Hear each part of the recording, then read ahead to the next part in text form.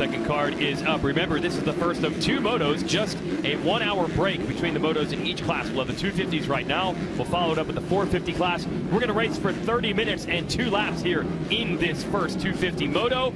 Ferendis, your fastest qualifier in both sessions today. Justin Cooper second fastest, and Derek Drake was third quickest. So maybe watch for the number 57. He's down there toward the right next to Martin, who's on the number 6. And a big wide start, funnels down quickly. Revs are up, and the gate is down. Well, they held that one for quite some time there. Ferendis, a good jump, and he's going to lead him in the first turn. Then he almost watches the front, and his teammate going to power around the outside. Let's see who establishes himself with the lead. It is Shane McElrath with the motosport.com whole shot.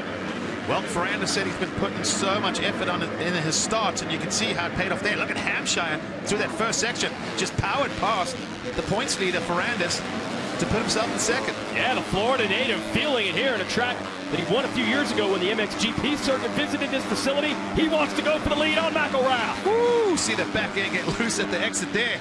Man, Hampshire must have some good vibes from this place. He's been, as you alluded to, strong here in the past. Yeah. And this opening half a lap, just fearless, but wasn't quite able to get the pass done on McElrath, who's also been really strong out of the gate this season. Yeah, he actually was leading just like this the previous moto last week, Moto 2, and then he tipped over while holding the spot. So he would love to hold it upright all the way to the end. Oh, good news for Jeremy Martin fans. Look who's in the picture and even going after the points leader. This is huge. Glad to see Jeremy up there. Both our title contenders going in formation right now. Yeah, it's right there, and then it's Jet Lawrence right with him, the other Honda. Yeah, Martin going to run the high line around the outside. You'll see him in a moment. There he is in red. Ferendis got a little kind of out of rhythm. He was bouncing around. They looked like a bit of a passenger through those rollers. And then I think Jeremy just thought, hey, go to the outside. They're all funneling to that inside.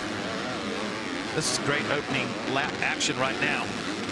Yeah, you know, with Ferendis, the big story is always that his starts are usually lacking. But on occasion, I've talked to his riding coach, David Billum, and he said it's not the starts. Sometimes it's the first laps. These kids have so much intensity early, and they are taking advantage of it. Hampshire got around. Little mistake by Ferendis. I thought Martin would take advantage of that. But actually, it worked out in Ferendis' favor. Jeremy Martin under some pressure from his young teammate, Jet Lawrence. So can Lawrence maybe help his teammate out in this situation? You know, if he can get up in there and kind of disrupt Ferendis' race, could be a big help to his teammate. Yeah, this is going to be interesting. How will Jet play? And in some of these lines, it looks like he's almost ready to make a pass on Martin, who's his teammate who's up for the title fight, as McElrath continues to maintain it. Just heard Brandon Hartraft went down early, so he's got to come back. 32nd place right now for him. Just outside of this battle, you have Cooper, Crown, Alex Martin, Jalik Swoll, Mitchell Harrison. That's your top 10 as we're into the third lap today. No one getting away at the moment. This front pack still tight. And something else that Ferendis might want to think about. You see how much dirt he's got on him already. He's pulled several tear-offs in 36 minutes roughly of racing. You can't afford to blow through the tear-offs. Oh, Martin's got an opening. They crisscross on the face of that jump. He loves this outside line. Oh, almost paid off. Oh. Try to square up to go to the inside. He used this inside last time. Let's see if it pays off. Love how there's so many lines on this track. Couldn't quite take the measure of Ferendis there, but yeah, they are searching left, right, everywhere. And as good as Martin is riding, Jet Lawrence is right with him, and Justin Cooper not too far back. Another outside line from Martin. Oh, I don't know if that outside is really working. No, Jet is going to make the pass on him. This might not be a bad thing, because Jet's definitely got the jets going right now. He's got the pace. So for Jeremy, hey, tag on with him. Who knows? Maybe today's the day we see the real Jet Lawrence that we've been anticipating for some time now. Yeah, he's been hovering, man. He's been a 4th, 5th, 6th guy for most of these races this year. And the young rookie, 17 years old, oh, he's been so close to an overall podium. Had 2 different first motos where he finished in 3rd. So yeah, maybe he's going to go do the work on Ferendis. No, Martin's getting desperate. He wants to get back around his teammate quickly. The one thing that I've sort of noticed a little bit with Ferendis, you know, we often talk about how good he is at coming through the pack, but on these, when he does get a good start, sometimes these opening laps, he doesn't look like he's all out attack. It's almost like, oh, I've got the start, I don't have to attack. And he looks a little cautious at times. Oh, but now sees an opening on Hampshire. Hampshire passed him earlier. Ferendis going to go by in the rollers. Let's see if Hampshire can dial it in on the outside. It's pretty far wide. It is, but look at the momentum he's Whoa! got. Put that rear wheel back on the ground and drove that Husqvarna past. He's in a Yamaha sandwich right now, though, because he gets right behind your leader, McElrath. Good job by Hampshire to defend. Oh, that's keeping this group pretty tight. Oh, Hampshire, little tentative there, but looked like his foot pegs drug a little bit. You saw it robbed some speed and kind of got a little kick. That was just enough for Ferendis to beat him to that inside line. And then Jet almost up to the back of Hampshire, and Martin right into the back of Lawrence. So it's a critical juncture. If Ferendis steps up the pace here, can any of these three behind him, Hampshire, Lawrence, and Martin, who were showing him a wheel earlier, can they go with him? It looks like Ferendis wants the lead. Well, I did say tentative for a couple laps. Yeah, that's over. Passed, yeah. Now it's the real Ferendis coming out. And this could, like you said, he gets the pass done. The problem if you're Jeremy Martin, you just witness yourself get passed, and now Ferendis take the lead. He's got him in sight, but I don't want to say it's panic time, but Jeremy's got to make things happen quickly. Yeah, I mean, think of where they were 2 laps ago. Martin was all over him, showing him a wheel, and now there are 3 motorcycles and quite a bit of time sandwiched between them. And to run Ferendis down will be a tall order for anyone. Right now, McElrath running that number 2 spot. Jet Lawrence is looking racy here. He wants Hampshire for 3rd. He's on the inside. Oh, mistake from Hampshire. Split section. He's going to try to come back. Now, that mistake was just enough for Jet to beat him once again to this inside line. So, every time you try to figure out who's going forward and who's going backwards, it keeps shuffling up. I think it might be Jet. He's looking to get, oh, it almost did get McElrath for the number 2 spot. He is hanging it out and hanging off the back of that Geico Honda. Got the Monster Energy Star Racing Yamahas right in front of him. Don't count Hampshire out. He's putting some heat on Jet, trying to take the 3rd place position back. And then in the distance is Ferendis starting to put a little time on these guys. Look. Oh, split lane. They made it a 3-wide line through that corner. You know Hampshire's quick through here. He's able to get back around Ferendis, and he uses it to get around Lawrence. Now 3-wide again into this corner. Great racing. Oh, big power slide from Hampshire. Lawrence repays him. I think Jeremy Martin had to chop the throttle there as he had a Rockstar Husky across the front of him. Went from the outside to the inside, and not working for Jeremy Martin in his favor, because this is all costing them a bunch of time. This is spectacular stuff. Had 2 different corners where they went 3 wide. Yeah, Hampshire has the inside. He obviously knows he can't get to the inside without having to back up. But watch, oh, you see, Jeremy has to check up and then get back on the throttle. So Lawrence has done it. He's made the pass on McElrath. He's up to the number 2 spot, hopping that last set of bumps. And already the kid, he's honestly starting to stretch it out a little bit.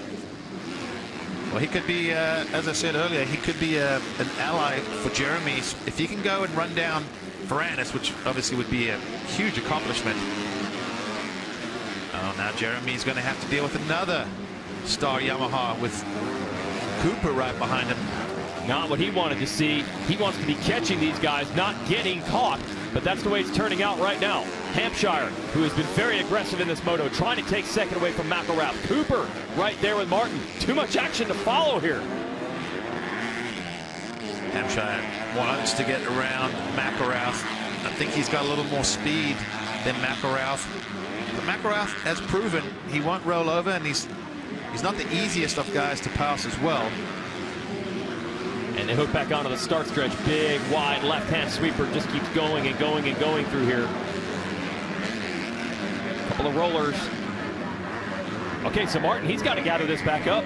This is a 3-point gap to him and Ferendis. You know, to scale, this would be a massive hole. He's dug himself. He can't get these guys. Here comes Hampshire again. I think this time he got it done. Hey, that was impressive. Remember, Hampshire liked that outside. He switched to the inside and made it work. So he's past riders using both lines there. And now he's in third. Martin starting to creep back up on McElrath. Yeah, for Jeremy, you just cannot get caught in this pace. As in, we watched what he was able to do at his home track Millville, really dig deep. As I put it sometimes, you know, rode out of his skin type performance. He's going to need a few more of those before the season's over. And he's chased right now with having to get McElrath. That's the first challenge. Let's see into these rollers. He's going to set him up nicely for the next corner. Nope. McElrath able to beat him to the line. Well, this is a good spot to make passes. Jeremy goes to the outside, carries some good speed. It will set him up for the inside. If he can get there, can he do it? Yes, he does. All he had to do was put his bike alongside. He had the inside, and that's going to be a little bit of relief. 1 down, 2 to go. All right, 10 minutes into this moto, Martin starting to stir again. Had a good first couple of laps, then a bad couple of laps. Now it's put it back together, but you can't do that with Dylan Ferendis on his game. Fastest in qualifier, and a 6-second gap on Chet Lawrence and the rest of this field. He is regaining control of this 250 series, but it's only early today in Florida.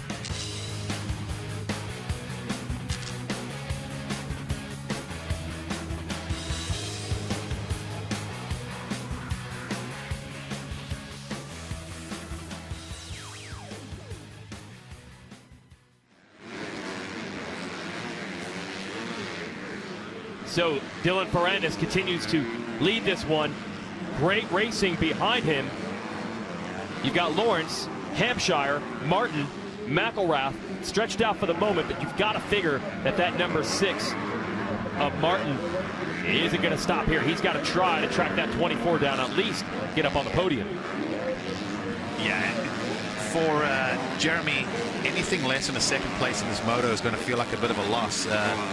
You know, I think Jet and RJ both are arguably the same speed as him, so this has got to really come down to digging deep, pulling everything out. And even if he can't catch Ferendis, you know that old saying, you live to fight another day. There's a Moto 2 coming around. If Ferendis gets a bad start in that one, maybe Martin go 2-1, get the overall, who knows, you know. That's damage control, but having your teammate and someone else in front of you, yeah, when you can see them, that's going to hurt. Yeah, and Hampshire has proven racy today, so it's not going to be easy to get him, even if he can catch him. Rider on the move right now in yellow. That's the 26 of Martin. He has caught both Cooper and McElrath. He's closed in on Cooper, and Cooper has closed in on McElrath. So we got a 3-rider fight right now, and this for the 5th place spot. Not what McElrath wanted to see for getting the whole shot.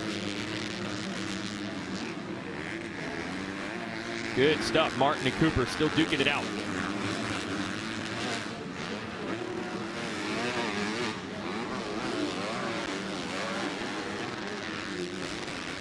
Lucas Oil Pro Motocross Championship coming to you on MAV TV all season long. See the first motos live. Go to mavtv.com for airtime.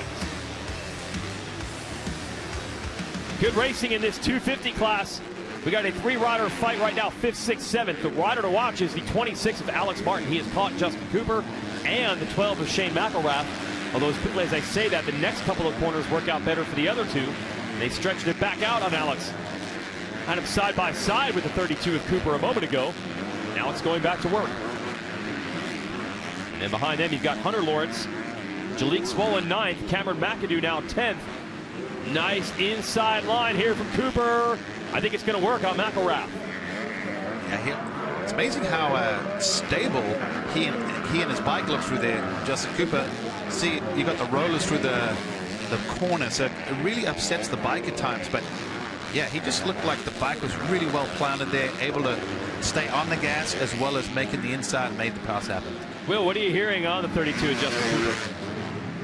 Well, Jason, we've talked obviously through these rounds here how Justin Cooper hasn't quite been the same rider that we saw him last year there, and we know that he had an injury, a hand injury at the beginning of the season, but I just checked in with him before racing today, and he said that they've actually gone back to their settings, their bike setup that they had last year. He said he got quite far away from where he was. He said it was working for me last year. Right now, what I really need is comfort, and we need to make it happen immediately. He's like, so we just made the decision to go back to that setup with a few tweaks here and there. And in practice this morning, he was already feeling the benefit of it. So he's obviously going to want to put good results together here, and hopefully that setup will help him. Well, thanks, Phil. And just to follow up on that, talking to Cooper earlier this week, and he has always admitted he is not the best test rider. And he is really trying to focus in on it now and figure that part of the game out as Martin gets around McElrath. So that's going to put Martin up into the number 6 spot. But Cooper said he'll come in after practice or testing and just say, yeah, I don't know, the bike sucks. And the team's like, that's not good enough. You got to give us more information than that. And GL, as you can illustrate, the riders are sometimes a little animated, over-animated if the bike isn't what they want. Hey, by the way, we're 15 minutes into the Moto. 15 minutes can save you 15% or more on motorcycle insurance. That's not him saying that his motorcycle is awful. It's just... yeah, it's not working for him. Yeah, that 1% can make a huge difference when they're running this pace. And he's trying to figure out, how to communicate what he wants it to do.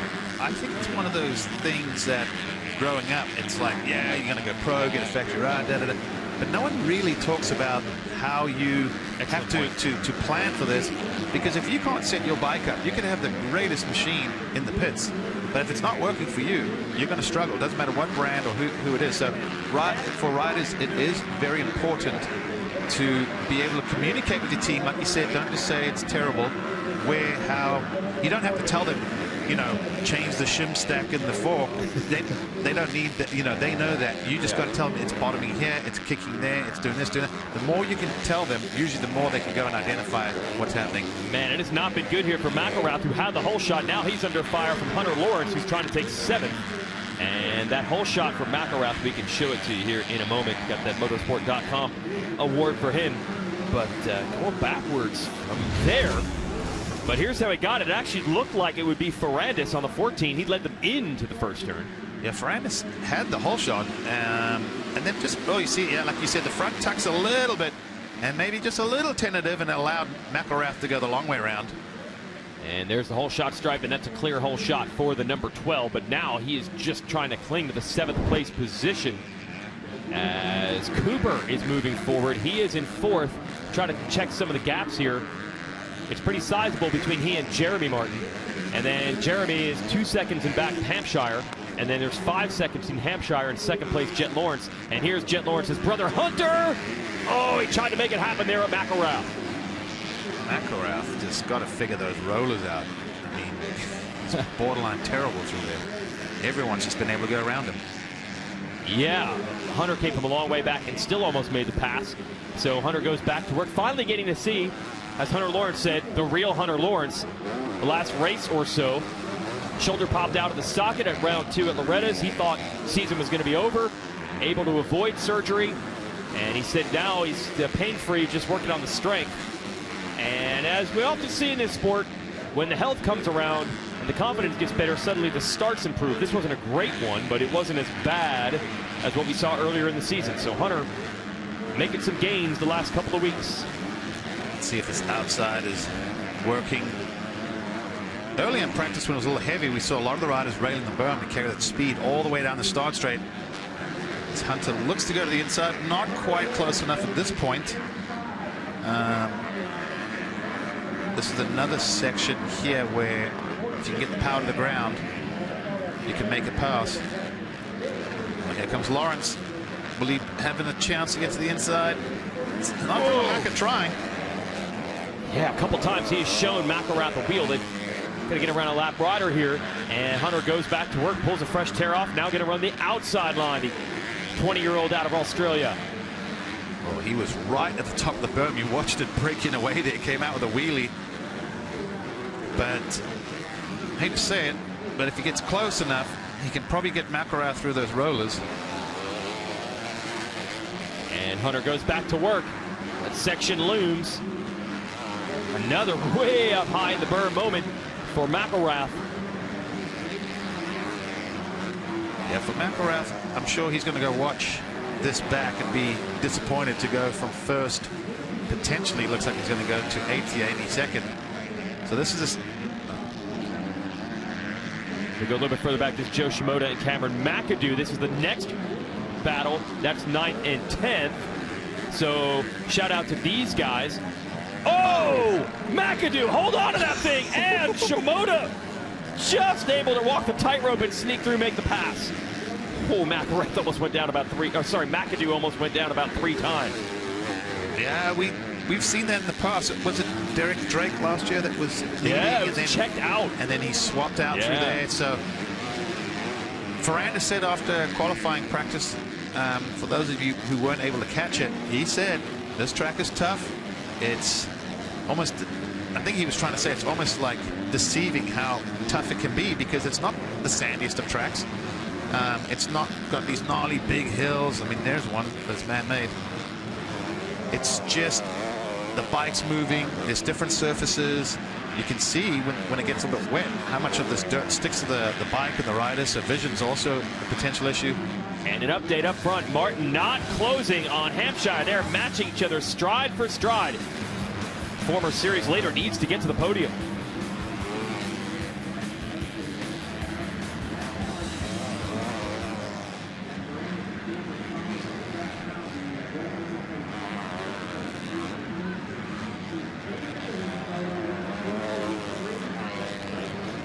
So you see, there's the gap. Jeremy Martin and Hampshire. It's been 2 to 3 seconds for quite a while now. Who they are starting to reel in is Jet Lawrence. So now we're going to find out, was that just a bad lap from Lawrence due to a mistake, or is the young kid starting to fade as we're into the 20-minute mark? See, at the very tail end of this sand roller section compared to your leader here, Dylan Ferendis. He's opened it up to 12 seconds on Jet. So Ferendis has got this thing back where he wants it, looking for 3 straight Moto wins. I love how Ferendis' line through that whoop section, it's different to everyone else. And if you watch, he times it. A lot of the guys are trying to double out, but he's got a different time that he actually lands before the last one. So he's not coming to that turn with a head of steam and breaking into the rut. You can see it's visibly quicker. So that's one spot we know where Ferendis is making up time. And McElrath, he's been passed. Finally, Hunter Lawrence able to get around. He took several swings at it. So that'll move Hunter into 7th. Got 5 Geico Hondas here, I believe, in the top 10. So that's pretty impressive for that team.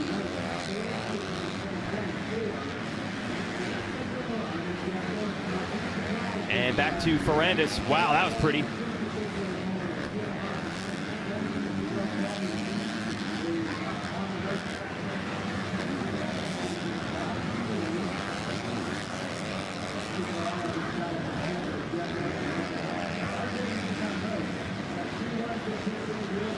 Dylan Ferendis leading the way here. First 3 laps, he was in a battle, but once he decided to take off, he absolutely did that. And the Monster Energy Star Racing Yamaha rider out of France now makes his racing home in California, has been unstoppable ever since he took the lead and has checked out. He's got a 13-second gap over Jet Lawrence. Now I think things are heating up behind him. Jet, yeah, he just ran a 2:14, did Jet. Hampshire in 3rd ran a 2:13, and Jeremy Martin in 4th ran a 2:12.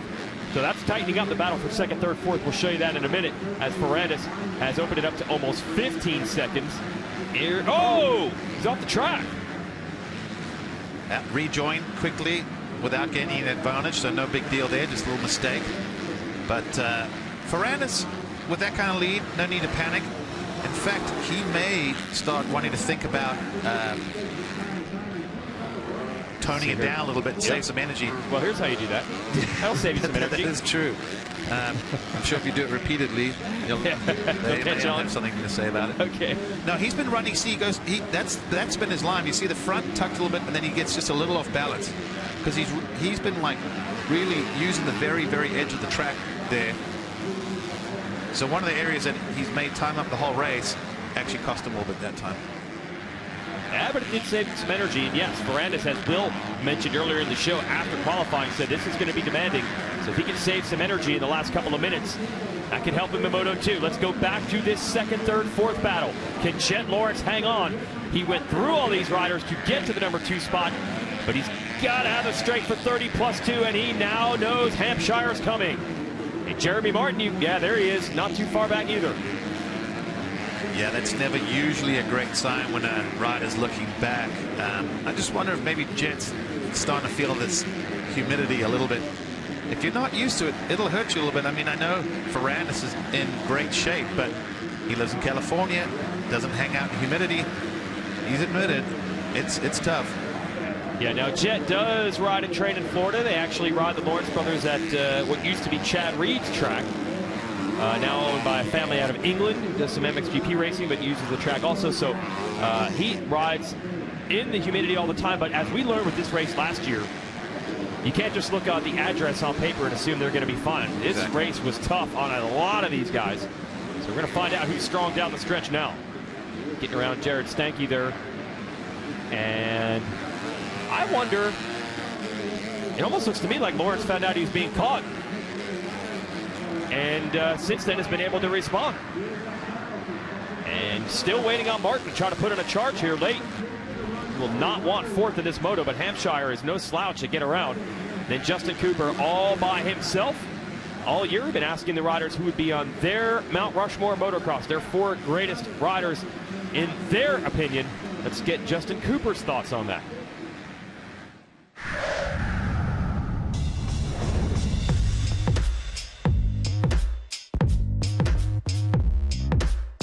Jeremy McGrath, James Stewart, Ricky Carmichael, and Ryan Villapoto. He was the most iconic person, and he still is today. He's the king of Supercross. So I feel like he inspired a lot of people, and I feel like a lot of people watching today have watched him in the past. So definitely created a fan base for the sport. You got the GOAT, Ricky Carmichael. You got James Stewart. He elevated the sport, I feel, and you got someone that like Ryan Villapoto that was just so dominant for so many years. And I think those are 4 of the best right there.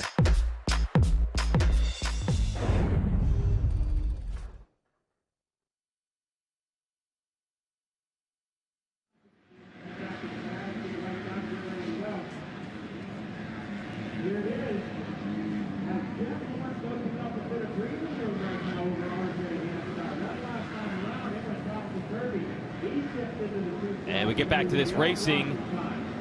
Ferendis continues to lead. Jet Lawrence, yeah, he did. He went back into the 212s. So Lawrence was doing 214s for a while. He got caught by Hampshire, stepped it back up, pulled back away. So now it leaves Hampshire and Martin in a one-on-one duel for third. Yeah, I can't emphasize how badly Jeremy needs to get around RJ before the end of this moto. And it's right there in front of him for its taking. I know they're pushing, but this is where that mindset just has to come and take over, where you refuse to lose. Well, that has been the specialty of Martin through the years. The guy digs deep, there's no doubt about it, but Hampshire has just been so determined this year. He does not want to give this one up. But Martin is close right to the rear fender now, the Rockstar Husqvarna rider. Jeremy likes this inside. Will it work out? He's got a smooth line there. It's going to put him on the inside of the next corner. Is he going to leave the braking late? Oh, Hampshire running the outside, wheel to wheel through these sand rollers. Let's see if they can hop out. And Martin tried to jump out, but he lands on the outside and allows Hampshire to stay in the number 3 spot. Oh, there's a bike on the track. Guy down. And they're able to negotiate that. Everybody to stay to the inside. All right, so Hampshire weathered another storm from Martin.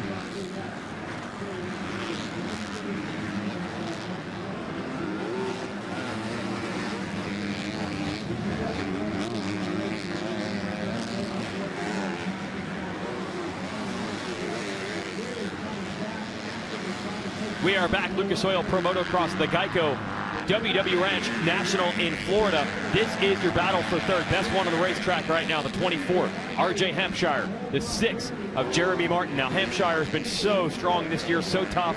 He's got himself an overall win, a moto win. But for Jeremy Martin, you cannot be impressed by any of that. You have to get this third place position. He is so close to the points. Every position could matter. And he just lost ground with his last exchange. He was almost side by side with Hampshire half a lap ago. didn't look like he had a ton of intensity through that corner. You know, every now and then I think riders just almost have to catch their breath, digest everything, you know, almost have like a mental reset. That's what almost looked like happened with Jet. And then he picked it back up. Like you said, oh, is that Hampshire? Wait a minute, it is. It is. Or I'd say Rockstar Husqvarna rider. I'm pretty sure it is. Boy, he must have went for a ride to get that far separated from his machine. Wow. Luckily he's okay, but look at the back of that motorcycle. Wow. I don't think he can even get the leg over. One way or another, unreal for RJ. And that allows several items to go by. Alex Martin just went by. Can he even finish this race? I wonder, my thought would be, being that it's on the backside of that jump, the rider's been scrubbing it all day. I wonder if he just didn't scrub it too hard and catch a foot or something. Oh, that front wheel. Oh, that bike is mangled. He's not finishing. No way. Well, that front wheel. It's a big shakeup because Hampshire was third in points, and Alex Martin was not that far behind him. Alex Martin said he does have a big bonus for third, and I think that's going to put Alex into the third place spot in points as he's moved into fifth. Behind Justin Cooper, who's fourth, and then Jeremy Martin, he'll inherit that. For sure, he'll take those points. I wonder if maybe a Geico Honda pit board might say something to Jet Lawrence here. I don't know, but it's that time of the season. That is a great question. You don't see team tactics early. What do you think? If I'm team manager, yeah, I'm telling Jet, you got to let Jeremy by. I know people don't like that sometimes, but sorry, folks, that's racing. Yeah, that's a 2-point swing, and there's only a 3-point gap in it right now between Ferendis and Martin coming into this moto.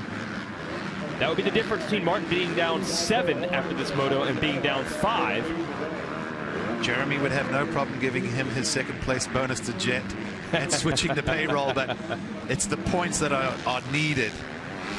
And they're not asking Jet to surrender the podium. He can still get third in this moto, but I don't know.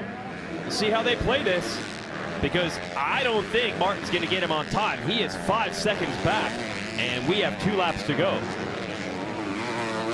So he's not going to catch him straight out unless the kid here makes a huge mistake. Been a solid season for Jet Lawrence. I think the predictions were you're going to see speed, but also huge mistakes. He's actually been darn consistent and solid. Take out the mud race at Loretta Lynn's where his bike didn't finish. Really, he's been solid all year. Let's send it back to Will. Hi, Jason. Well, you and Grant were just discussing it there. Team rules as far as it goes with Geico Honda, and I just checked in with the Geico Honda team, and right now there is no message going down to Jet Lawrence to let his teammate Jeremy Martin by. So we'll see if that goes any further, but right now, nothing is being communicated to them. Well, they're only going to have one more lap to do it, Will, because we're about to see the white flag here at WW Ranch. Wait a minute, I think we have the Hampshire Crash. This is going to be an ugly one. Luckily, he seems to okay. So Hampshire, second in shot, gets a little kickoff, and watch this. This is one of the nastiest crashes you'll see. Oh, and the rider boy. even walks away. Cannot believe it. Look at him. Has to eject there. I don't know how he didn't break anything. Thankfully, the soil's a little soft there, but now you know why that bike looks the way it does. This is unbelievable. It almost looked like maybe it was seizing, but no, it didn't, because he rode away. But you can even see the flag. He was even like, whoa. Didn't see that one coming. Yeah, to endo that degree, sometimes that means the engine cuts out. Yeah. The bike immediately will nosedive. Because it seems like in the very beginning, it doesn't seem that gnarly, and then all of a sudden, it just seems to dip the front wheel, as if someone was dabbing the back brakes, which he couldn't have done because his feet were sort of floating the whole time. Yeah. If the engine cuts out in midair, or even worse on the takeoff, that bike will nosedive immediately, and it was weird how the trajectory just changed suddenly. Man, is he lucky to walk away. I mean, he got back on the bike, he didn't look hurt. Yeah, he must have done that, take all the absorption on your feet and then do the tuck and roll and dissipate the force, but probably got the backside of the jump. Oh yeah. He would have. So he would have rolled all the way to the bottom. That's why we saw him way down the track. But I cannot believe he rode away on that one. Glad to see. Scary crash. Brings back some horrible memories. When I see that, it gives me the willies. Woo! All right, so hopefully we get Hampshire back for the second moto. Through all this, Dylan Ferendis, they challenged him for a few laps, but once he put this thing into gear, there was nothing they could do about it. He rolled these guys, and once he got the lead to about 12, 13 seconds, he just maintained it. It's now 10, and I don't think there's any team tactics at play here.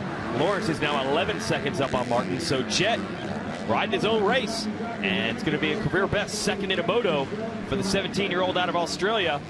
But right now, it's all about the veteran out of France. It's 26, Dylan Ferendis, and going to stretch that points lead a bit, regaining control. That has been the theme.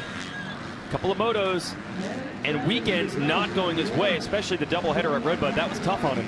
Had a crash, bit of a shoulder injury, but now looking at his third straight moto win, rewriting the ship. And padding that points lead, that's the most important thing. Speed, moto wins is one thing, but at the moment, he's adding to that little points lead that he had, and that's the big picture. If he can just keep doing that, he goes in the final round a little more relaxed. Yeah, I don't think this guy was ever lacking for the confidence. It was more about the math, and he's got that working its way now. Dylan Ferendis wins the first moto here at WW Ranch. Solid, good start. He's starting to put the things together. He's doing that championship run. I know there's still 5 more motos, but